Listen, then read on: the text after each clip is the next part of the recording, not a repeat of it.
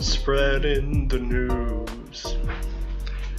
I'm leaving today. I want to be a part of it. New York. Yankees lose. Welcome back to the Chatting Average. We can't decide if we like or hate the Yankees yet, so we're just going to do both. It was impartial MLB coverage straight to your screens. John Sansoni, John Lieber, Adam Busak. He goes by Adam. His nickname's also Adam. That is true. Yeah, it's not my government name though. My government name is Adam. Which is short for Adamson. No, that's not true. Oh. Do you know that you could call your son Adamson? The son of Adam. So here's what I'm thinking, right? I've thought about this. I've spent a lot of time in my life thinking about this. I want my firstborn son to be AJ for Adam Jr., right? But then the second kid that I have, I want to be the opposite of that kid so that they can battle in Mortal Kombat. But if AJ was backwards, he would have to be named Jaw, and I don't know if Jaw Busak would go over well. Wow. Name him after J.A. Hatt. Ooh, that's a good point. But actually, he pronounces it J. Well, he's dumb. I agree with that. And with that J. Happ slander, let's get into the baseball news. Yeah, one more thing on initials. Oh, my God. Ladies and gentlemen, who is the Missouri Tigers mascot named after? Harry S. Truman. The S doesn't stand for anything. That S is just, it's manufactured. It's like Ulysses S. My Grant. uncle, my uncle, Andrew J. Walls, the J does not stand for anything. Another thing I have to say, JFK, RFK Jr., all the other FKs, it's all the same two names. Weird, right? What? Anyway, so baseball happened this weekend. What was that? What are you talking about?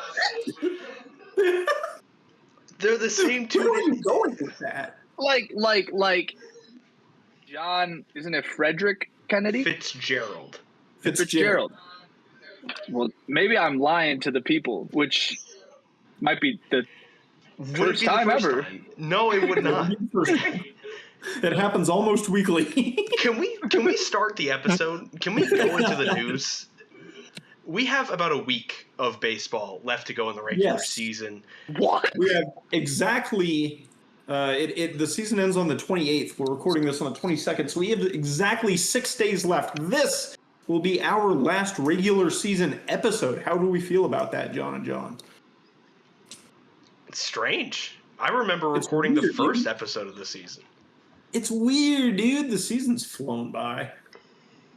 But hey, all that means is that baseball, the entirety of the baseball that we will see for the next week into the postseason, all of it's meaningful, except for the games that aren't meaningful. Every game is meaningful for none of them. With that being said, did we want to get into the meaningless games that were played this weekend? I guess we can. Well, shall we start in the American League? I suppose we can. But be quick.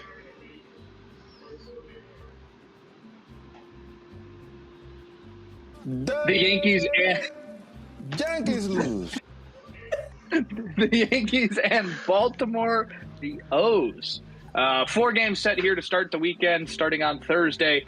Yankees win game 1, 7-0. Stanton and Rosario each have 2 RBIs, and Fried goes 7 innings pitched, 3 hits, 13 Ks. Baltimore wins the second game, 4-2. Mountcastle with the home run, 2 RBIs on the day, and Rogers goes 6 innings pitched, 7 Ks. Game 3, 6-1. The Yankees win it. Stanton with a 3-run home run and Judge with a homer as well. 7-1 in game 4 for the Yankees. A top of the 10th Ben Rice grand slam. A Jazz Chisholm Jr. home run. They score 6 runs in that top of the 10th to win the game there. Boston and Tampa Bay. Boston wins the first two, 11-7 in game 1. Bregman and Duran each have homers, 6-3 in game 2. Gonzalez 2-2 with an RBI. Bregman and Yoshida each 2-5 with RBIs on the day in game 2. 7-3 for the Rays in game 3 as they salvage the series. Brandon Lau has a homer and Morel has 4 RBIs on the day. Kansas City takes 2 of 3 from Toronto. A 20-1 win for the Royals in game 1. A whole bunch of home runs hit. Actually, not even. Just a bunch of RBIs spread about the entire team. Witt and Pasquantino homer in the second game for the 2-1 win. 8-5 in game 3 as the Blue Jays take it. Vlad has 2 RBIs and so does Jimenez. Seattle, we talked about it in our last show, but they sweep the Houston Astros 4-0, 6-4, and 7-3. Raleigh hits his 57th and 58th home runs of the year. J.P. Crawford has a grand slam. That first game was won off of 4 solo home runs. Cleveland takes 3 of 4 against Minnesota. Bo Naylor has a good series, 4 RBIs in that first game, 2 home runs in the second. Quanes 4 RBIs in game 3, and Brooks Lee and Royce Lewis do it in game 4 with 2 home runs each. No, they each have a home run. I'm sorry. Just to be clear there. I forgive you. Your Thanks. American League playoff picture as it stands, we've got one team locked in. The Toronto Blue Jays are playoff bound. The Seattle Mariners and the Detroit Tigers both currently leading their divisions, the West and the Central. In the AL wildcard, this is where it gets spicy. The Yankees 4 games up. The Red Sox 1 game up on that second spot. And the Cleveland Guardians and the Houston Astros both currently 84 and 72. They are tied for that final American League wildcard spot. Which of those two is going to grab this last wildcard spot, or can either of them or both of them leapfrog the Red Sox? That's the narrative for this last week. Where do we fall on it, fellas? Well, so I'm schedule watching because that's the point of the year that we're at. Houston plays the Athletics and the Angels in their last 2 series. Cleveland, if I can spell their team name, they end with the Tigers and the Rangers. The Rangers kind of fell off of what I thought they might end up doing and making a jump into this playoff. Guys, there's a chance that Detroit doesn't win their division. Yeah, we do need to talk about that. Seattle, by the way, up 3 games with 6 games to play. I like that. Might be happening, Mariners fans. It might be happening. I'm just saying. So to keep schedule watching, Detroit plays Cleveland, and then they go to Fenway to play Boston. They're on the road for their final 2 series. That's a rough one. Both of those series have very big playoff implications. We will be watching all 6 of those games. Not even make the playoffs. There's a chance. There's a small chance, but there's currently a chance that they don't make the playoffs. This is tight. This is tight going into the AL. And right now, I mean, just like as of September 21st standings updates, which is the most recent that the MLB has officially published, you've got Toronto as the 1st seed, Seattle as the 2nd seed, Detroit as the 3rd seed because they're still technically ahead of the AL Central, but not by much. Then you've got New York hosting Boston for a wild card series. Oh, baby, those tickets would sell. Oh. And then you've got Detroit hosting Cleveland. Woo-hoo! Which, by the way, playoff picture is very, very fun. It's so cool. But also, the 1 would play the 4 and the 5, which means whoever wins Baltimore versus New York has to go to Toronto. The AL East is winning so much. I don't know why I'm doing the hands. The AL East is winning so much. They're winning bigly. Frankly, we haven't seen anyone win this big before. But in all seriousness, Mr. President, I'm tired of winning. In all seriousness, Boston's only 1 game up on the wild card. Boston is I'm gonna keep going. Boston is 1 game up on the wild card. Cleveland and Houston are dead even with each other, and Texas is 5 games back, which means you've got 4 teams in play for 2 spots. Listen, as a baseball fan who is a fan of none of these teams, as both of you gentlemen are as well, what more could you want, dude? The last week of the season, and you've got 4 different teams that you're watching this close? Like, this is what we live for, man. Yeah, my thing is, for the first time in my entire life, I agree with Eduardo Perez. It would be so much cooler if the Red Sox were hosting the Yankees, not the other way around. I don't think it's going to happen. Like I said, Boston has to play Detroit, but they also have to play the Blue Jays this week. Although the Blue Jays, they got nothing to play for. It's true. The division for the Blue Jays, because the next time you might have a chance at this. You know what I mean? Yeah. Like, let's grab that division pennant, say, there we go. But no, that's interesting to me. And I would much rather have that wild card series hosted in Fenway. But if it is New York, Boston, it's going to be fun. This is maybe a conversation that I don't want to wade too deep into, and I don't want to upset people on either side of the aisle, but Fenway is a better environment for baseball than Yankee Stadium. I'm not even going to whisper it. Fenway is better than Yankee Stadium. Yankee roll call.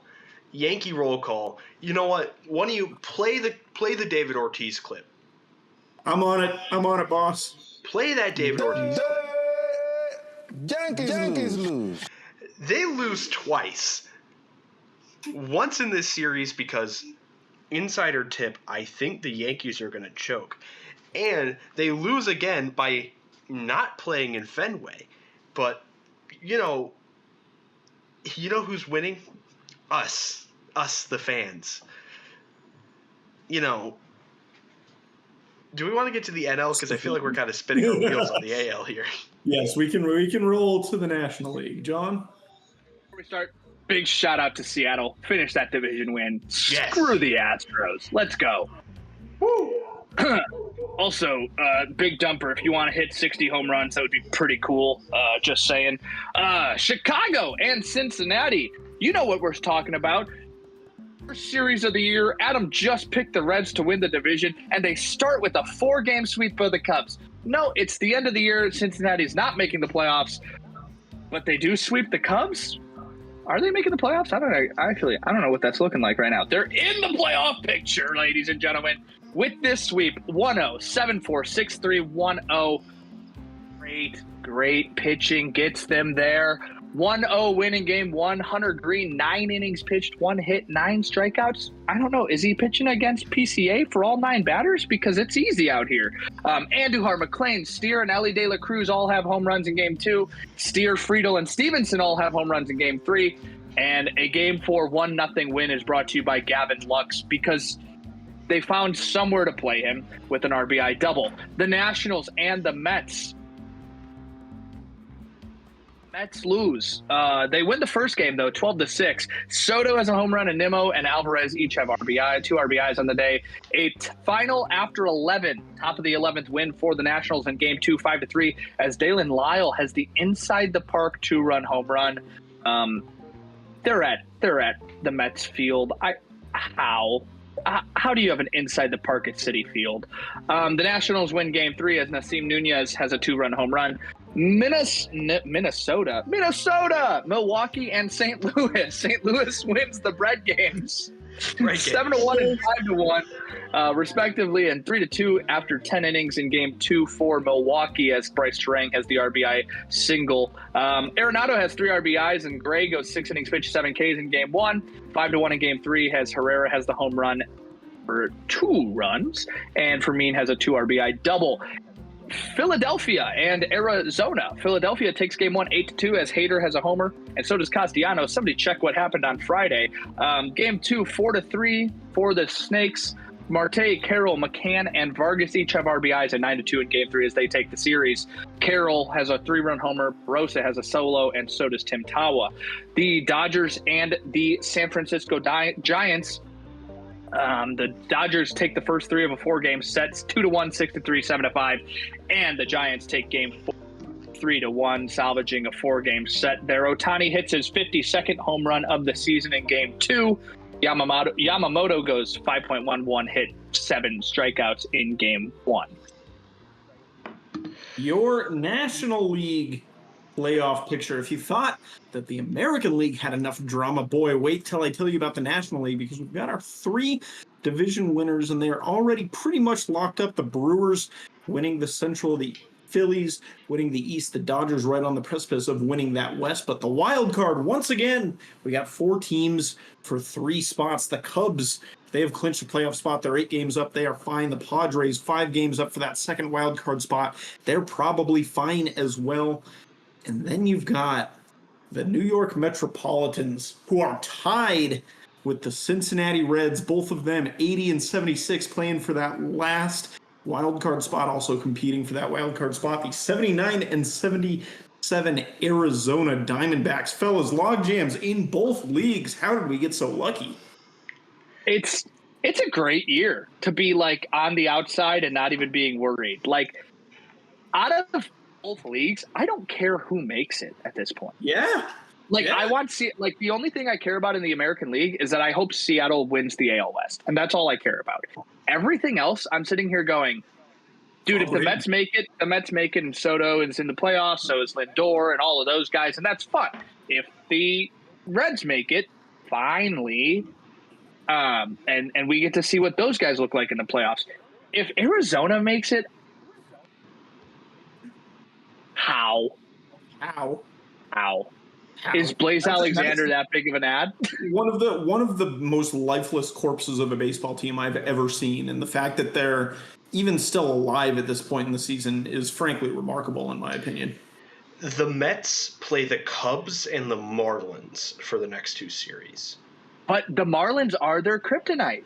Right. Yeah. And I want to tell you about the outside looking in here. You've got Arizona with 1 game back on the wild card. San Francisco's 3 games back, and Miami and St. Louis are 4 games back.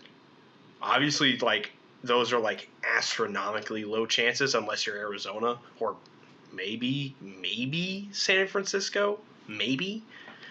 But even so, San Francisco gets St. Louis and a homestand against the Colorado Rockies. So they play at Oracle for the rest of their season against St. Louis and Colorado, 2 teams that are scuffling bad. Yeah, but they got to make up 3 games in 6 days. Like, that is a tough ask. And not only do they have to make up 3 games in 6 days, they got to make up 3 games in 6 days on 3 different teams. Right. You're right, and I, like, it would be tough for them to make the playoffs, but they could sweep both series. They could sweep both series. I mean, there's intrigue there. I wouldn't put the Giants to bed just yet, but boy, it's getting close to midnight. It's close. Now, it's very close. The Diamondbacks, on the other hand, a homestand against the Dodgers, and then they go to San Diego. Dodgers haven't clinched the division yet, and I think that's important. San Diego also still playing for the division. The NL West is the AL East of the NL. Does that make sense? I hate that it does. Like, 3 teams at the top who are just bare knuckle boxing each other for the same spots.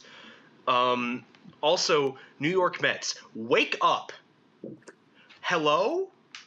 What happened? Where did you go? 11 losses in 15 games? They're in free fall. If they like, even if they make the playoffs, which at this point is all right. At this point, it's very hit or miss as to whether or not they will make the playoffs. And if they don't, I mean, what an unmitigated disaster of a season. And the issue that you run into is, like, how do you even begin to fix this team, man? I have an answer. You can't throw money at every fire forever. It hasn't worked so far. I have an answer. Please. My question is, if the Mets don't make the playoffs, is at what point do Mets fans start calling for them to trade Juan Soto? Now that's the question. I'd also like to present the option of what's the owner's name there? Cohen, right? Yeah, Steve Cohen. Have we now realized that if I just put money into the face of every player, it doesn't work? Because it hasn't. Remember Max Scherzer and Justin Verlander? Remember how you made at least one of those two guys is going to be on a playoff roster this year, maybe both. But like, come on, let's make sense. Let's do things here. Let's think with our brain here. Dude, those guys don't like each other, I thought. Yeah, no. Wasn't that the whole thing? They don't like each other. Okay, so that didn't work. What did we do the next year? Hey, Juan Soto, you want to come to the other side? Like, instead of having Max Scherzer and Justin Verlander, we had nobody. Here's how does this do? They got Clay Holmes. Since June 12th. This is per Anthony DeComo of MLB.com. Since June 12th. Right, of course. The New York Metropolitans have played 17 games under 500 since June 12th. Wow. That's really bad. They are not in control of their postseason.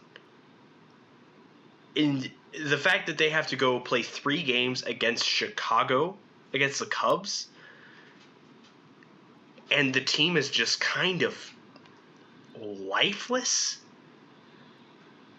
I mean, who are your starters? You've got David Peterson on the opener. You don't have anyone to face Matthew Boyd yet. You only have one of your 3 starting pitchers even announced, not to mention your anemic offense that just has been unable to come up with anything. Cedric Mullins has not looked like the trade piece that they thought he was going to be at all. Well, yeah, and that's the risk you run when you only have one piece at the deadline. But yeah, just not good. You mentioned, John, the possibility, the very real possibility, I should add, this offseason that there is a non-zero percentage of the Metropolitans fan base that are clamoring for Juan Soto to be traded. And while I don't necessarily think you're wrong about this, I would like to take this opportunity and just have a survey of Juan Soto's career so far, right? Because at one point in time, it was mind-boggling the idea that the Washington Nationals would ever trade Juan Soto. And at one point in time, there were conversations about what could a package for him being traded possibly look like. Like, that would be an unprecedented trade, the kind this league has never seen. And now, 6 years later, he's on his 4th franchise and maybe on his way to his 5th. How did we get here? Yeah, it's not great. Have we ever had a superstar that's had this kind of a career trajectory? Not in this sport. Nope. Guy needs to get back to winning some championships. Not gonna lie. Yeah. They play for rings in Queens. I'm not sure that that's true. It's not. Any other National League thoughts? Do we want to wrap up interleague play quickly? Yeah, I know that we've talked about that we're only going to talk the playoffs for a second here. Can I just say, like, we need to be worried about Miami next year? Yeah. Yes. Yeah. So some of their big additions this year were all brought up through the their own farm system, which I think is important to note. But hang on, I'm doing some super stealth stuff to get some numbers here. Since Agustin Ramirez was called up, who is their number 1 catching prospect and a top catching prospect in the league, 65 and 67 this year. Since Hernandez was called up, 54 and 48. All I'm saying is, if you get those guys to keep playing well, they're going to be dangerous next year. They're going to be fun. They're going to be like that fun 3rd team in that division, because for sure it's not the guys on John's hat. To the Why interleague, yes? It's an unnecessary shot, I won't lie. Go on. Go ahead. All three of our teams are in the interleague this week. The Athletics and Pittsburgh. Pittsburgh takes games 2 and 3 to take the series. They shut them out in both games too. 4-3 in game 1 though for the Athletics as Kurtz and Butler each have homers. 2-0 in game 2 as York and Reynolds each have homers. 11-0 for the Pirates as Triolo and Bart each have homers. Atlanta is causing distress in Detroit as they sweep the Tigers 10-1 in game 1. Acuna, a 2-run homer. Ha-Seong Kim, a 2-run homer. And Drake Baldwin, a 2-run homer. Dude, I'm sorry. 6-5 in game 2. Atlanta wins it. Nacho Alvarez Jr. with 2 home runs. Coolest name ever, I think. Drake Baldwin, again, a 2-run homer. And Atlanta scores 2 in the top of the 9th to win that one. And then Ha-Seong Kim has a home run in game 3 in the 6-2 win. The Padres and the White Sox. The White Sox steal a game in game 1 with a Vargas 2-run homer. 7-3 in game 2 and 3-2 in game 3 for the Padres as Merrill homers. So does Tatis in game 3. And O'Hearn has 3 RBIs in game 2. Miami sweeps Texas.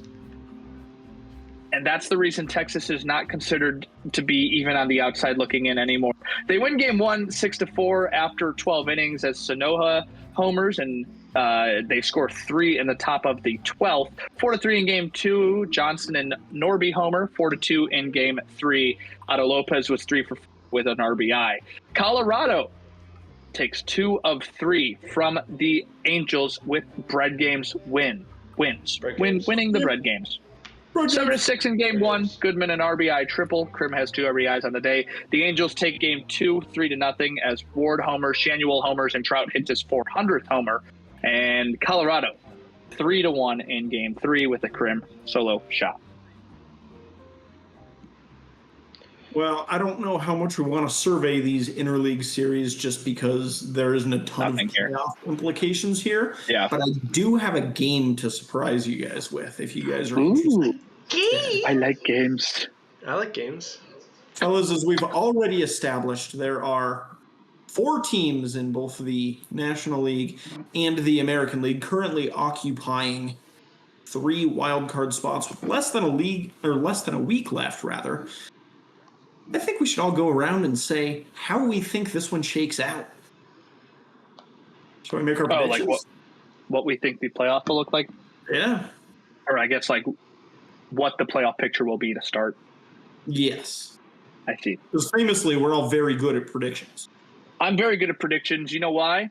I think that in the National League, 4 of the teams will be the Phillies, the Milwaukee Brewers, the Cubs, and the Dodgers. I mean, yeah. Seeing as they've already clinched. Got 2 more teams to add there, brother. Reds, Mets, Diamondbacks, Giants. Pick 2 of them. Or pick one of them. Excuse me. Padres 2. Padres 2. So Padres, that's 5. And then my 6th team, I think the Reds sneak in. Okay. John, what you got?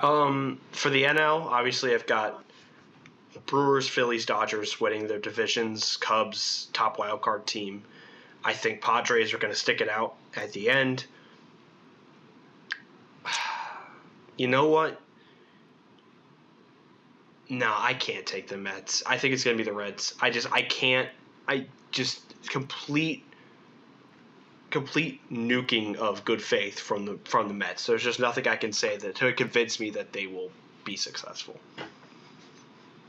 Love it. I love it. I also have, as everybody, Brewers, Phillies, Dodgers, Cubs, Padres, my last wild card spot. Taking a team that's on the outside looking in. Give me the Arizona Diamondbacks. Let's get crazy. Oh, okay. You know what they play for out there. So play for rings. In the American League, though, I think this is where it gets really fun, to be honest. Really? So obviously, Toronto is in. I think that I'm going to go to the West. Seattle wins the West. And let's just Cleveland wins the American League Central. And then Boston makes the playoffs as a wild card team. New York makes the playoffs as a wild card team, and Houston makes the playoffs as a wild card team. Your Detroit Tigers miss out on the dance. Mr. H, what you got for us? Toronto takes the East. Seattle takes the West.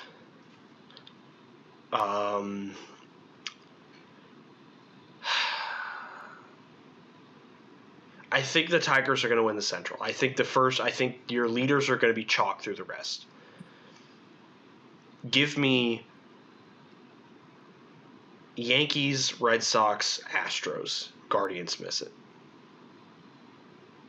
I'm going to differ a little bit from you gentlemen. Obviously, I also have the Blue Jays and the Mariners winning their divisions. I have the Yankees and the Red Sox in the AL wildcard picture.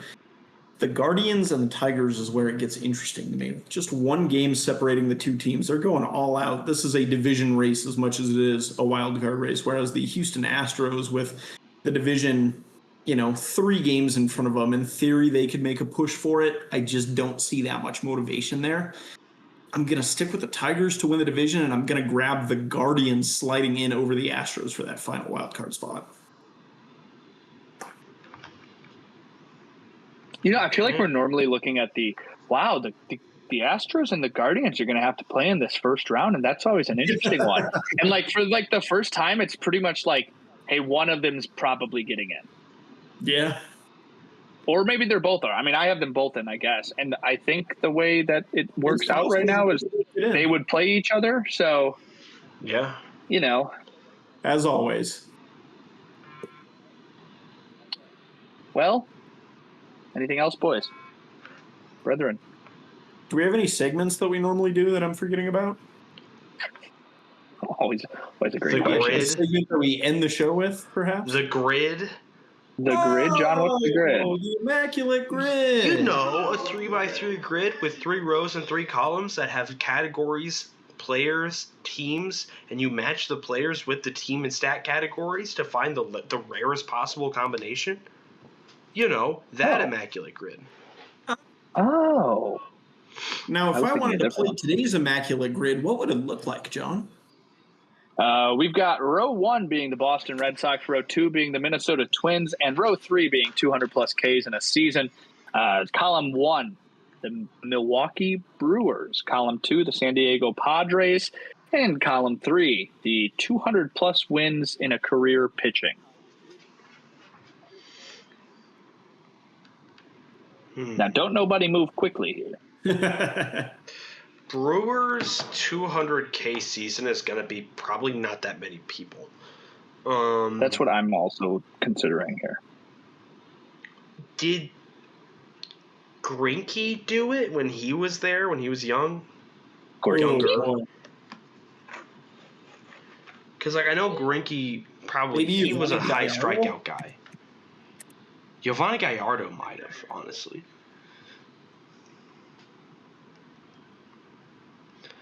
Oh, no. I don't know. Let's take Gallardo. Are we sure about that? Do we feel super confident about that? For Brewers, 200Ks, right? I mean, he was there for so long. I feel like he was there for a very long time. I feel like he had at least 1 year where he hit 200. I'm sure he did. I'm putting it in. Correct. 6%. Hey! I like it. Okay.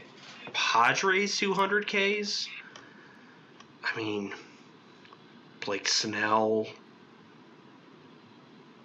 Dylan Cease, I think, has as well. Michael King might have been close. You think Musgrove? What about James Shields? Shields might have. Yeah. I mean, I know he only played on him for like a year and a half, but wasn't 2015 a great year? That's why the Sox traded for him, right? Yeah, I think he had a really good year. All right, I'm putting him in. Is that fine? Yeah. 2%. 2%? Solid. We're not going super low today, but we're getting answers on the board. No, because those are kind of tough, though. Like 200Ks in a season is like you're an elite. You got a great season. Very elite. 200-plus wins in a career. the Red Sox and the Twins is like, all right, good job. 200 wins, 200 strikeouts. Any significant player? I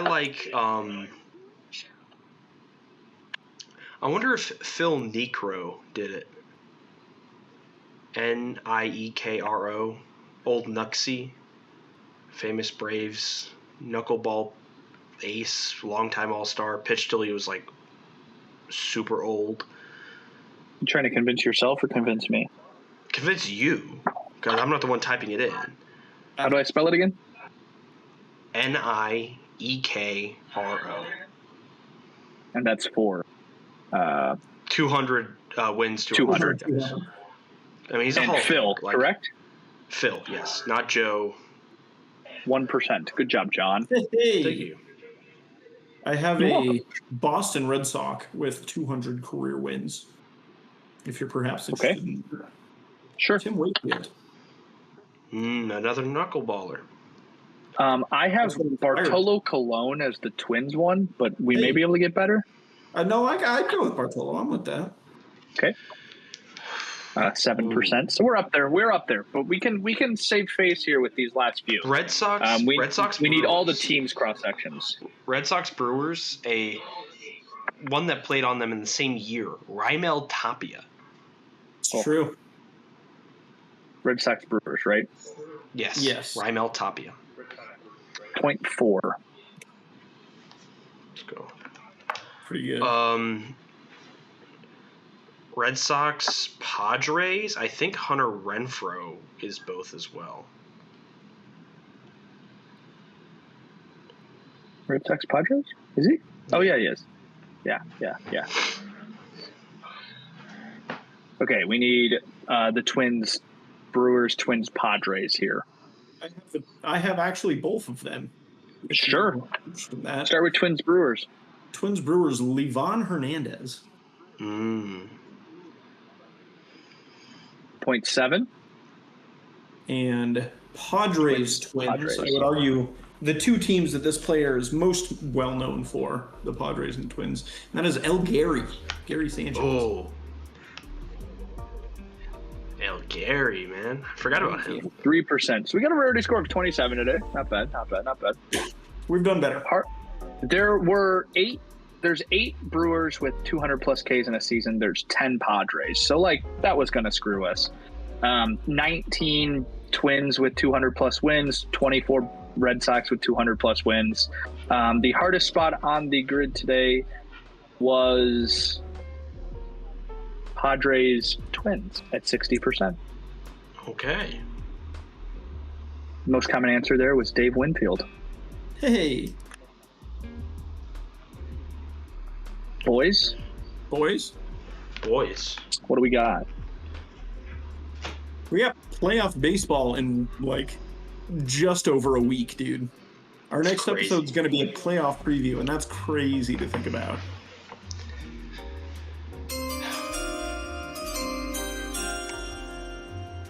A pick? You can The find Mets the ain't chatting making this average. You can find the chatting average on Twitter at @thechattingavg. Twitter, also known as X, the Everything app.